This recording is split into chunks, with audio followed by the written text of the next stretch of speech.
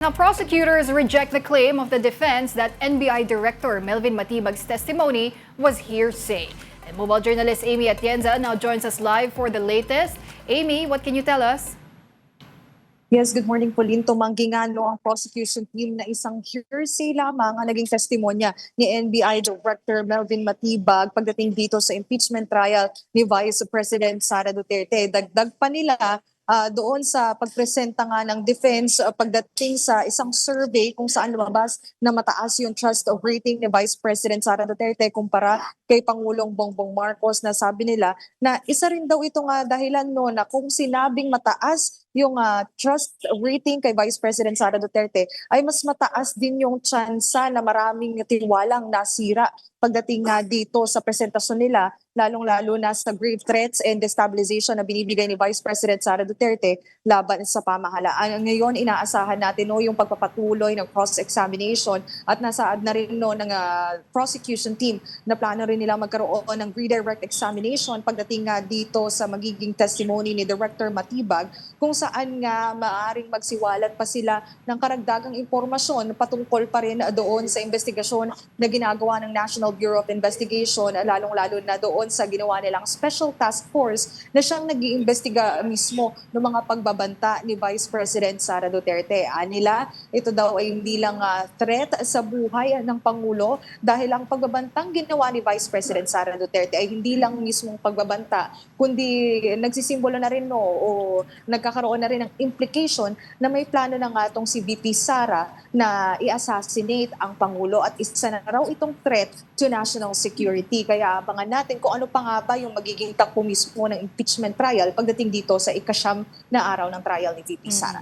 Amy, para sa prosecution, na-establish na ba nila ng maigi yung kanilang argumento as far as the article on grave threats is concerned? Or may fireworks pa ba na aasahan ng publiko dahil yan ang sinabi ng prosecution sa magiging testimonya ni NBI Director Melvin Matibag?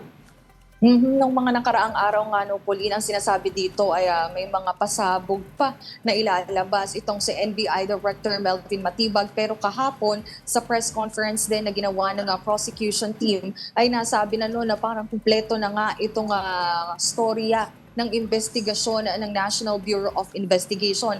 Nakita na kasi dito yung naging proseso mismo ng investigasyon na doon sa video press conference si Vice President Sara Duterte at yung ongoing investigation pa rin na ginagawa nga ng NBI pagdating dito sa mga pagbabanta ni VP Sara. Para kaya House Prosecutor Representative Terry Ridon ay buo na mismo yung naging naratibo dahil naisiwalat na rin naman daw kahapon na mayroon nang ang leads itong NBI kung sino nga ba yung taong kinontrata ni Vice President Sara Duterte para i-assassinate yung Pangulo. So technically itong mga leads, para lang din malinaw sa publiko, ito daw yung mga taong makakapagturo o makakapagbigay ng mga impormasyon na crucial para nga matukoy kung sino nga ba yung kinontrata ni VP Sara.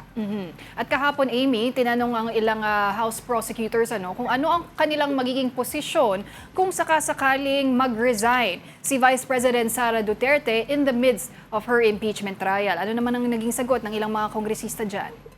Ang nasabi din ng ilang miyembro ng prosecution team ay tuloy pa rin naman daw ang paglilitis kahit mag-resign nga si Vice President Sara Duterte. Narinig din natin kahapon na meron ng overseas trip itong si Vice President Sara Duterte at nasabi na they wish her well, kung saan nga safe travels naman daw ang gusto nila para nga sa Vice Presidente. Pero para nga sa end ng prosecution team ay tuloy-tuloy ang paglilitis na gagawin dito para nga mapagdesisyonan nila yung conviction mismo ni VP Sara. Okay, thank you very much for that update. That was mobile journalist Amy Atienza.